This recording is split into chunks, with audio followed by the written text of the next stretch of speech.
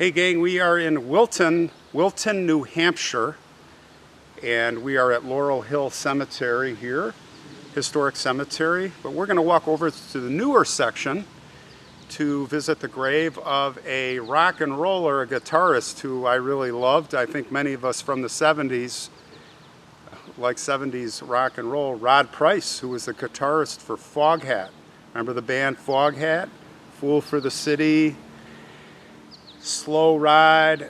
Anyway, some amazing songs. Let's walk to his grave and we'll talk a little bit about his life, his story. There's not a lot about Rod that I could find, of course, other than his professional singing career, the band, so forth. So we'll talk about what we can talk about, what we could find.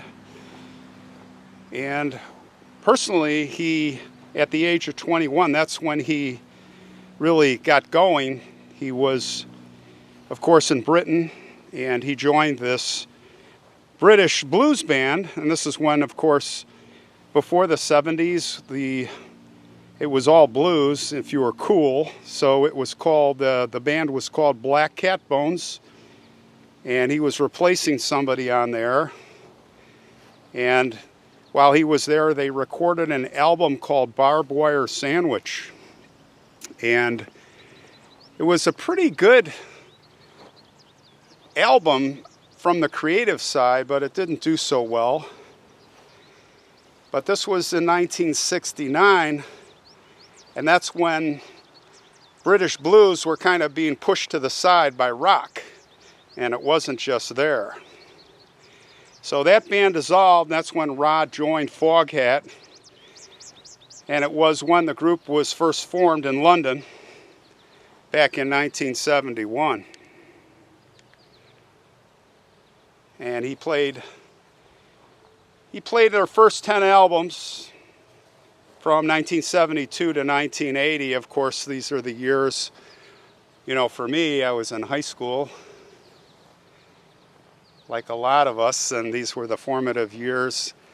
And it just happened to be the formative years of rock and roll, right? The 70s, 80s too, but come on, you got to really talk. You got to be talking 70s here to get into the meat of it. Now, his signature was his slide playing ability. Of course, he was the king of slide, and he was basically featured on the Foghat songs Drive and Wheel, Stone Blue, with his sliding, and of course Slow Ride, which itself was a top 20 hit in '76. That's where I first became aware of Foghat. And he would go on to perform with Foghat, but in 1980, that was his final performance. It was at the Philadelphia Spectrum. It was on November 16th, and afterwards he was replaced by guitarist Eric Cartwright. Now after that, Rod basically kind of disappeared from the music industry, and it wasn't until 1990 that he would pop out again. He joined forces with his Foghat vocalist Dave Peverett. They had actually split a few years after Rod left, and drummer Roger Earl had reformed the band without Peverett, who decided to start up his own version of the band, and he invited Rod to participate. And Rod was like, yep, I'm in. Not full time, but let's go. So he did that for a couple of years. He's kind of winding down, but they had this reunion in 1993, the original members, and he's like, yeah, I'm definitely up for that. I'm going to do that.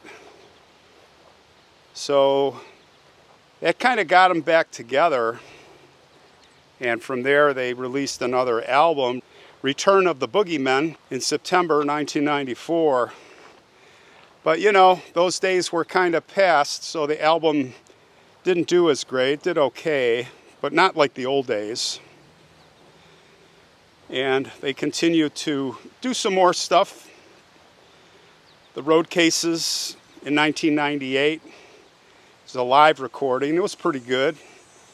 And 2 Centuries of Boogie was recorded in 96. It was at a concert in Dayton, Ohio, which was pretty outstanding. So after that, he left Foghat. It was 1999.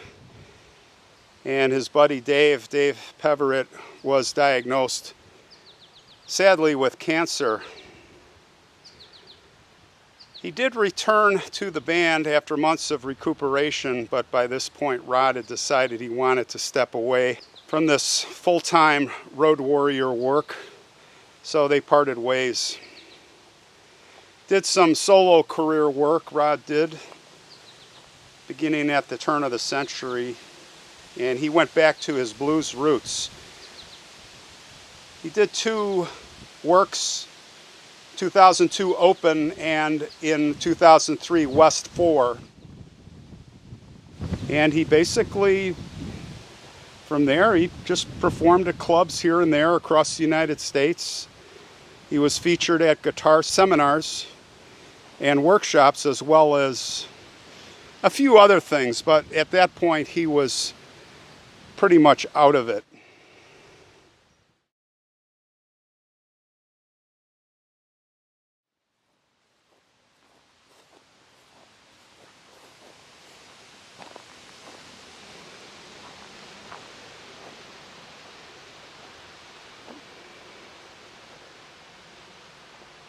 We are approaching Rod's grave right up here.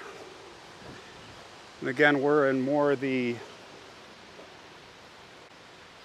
I would say, the modern section. We just walked through the old section of the cemetery. If you come here, this would be the north end, I believe, if I got my orientation right. But there's his grave right there. Roderick M. Price. Foghat. Man, oh man, I can't believe it. This sure brings back the memories for me. Well, what does it say here? November 22nd, 1947, March 22nd, 2005. My musical journey took many years. As I traveled, I saw many souls and heard so much music. It seems to me that my God sent me in a particular direction, the direction of my heart. Rod Price. That was a quote. That was his own quote, and that's heartfelt.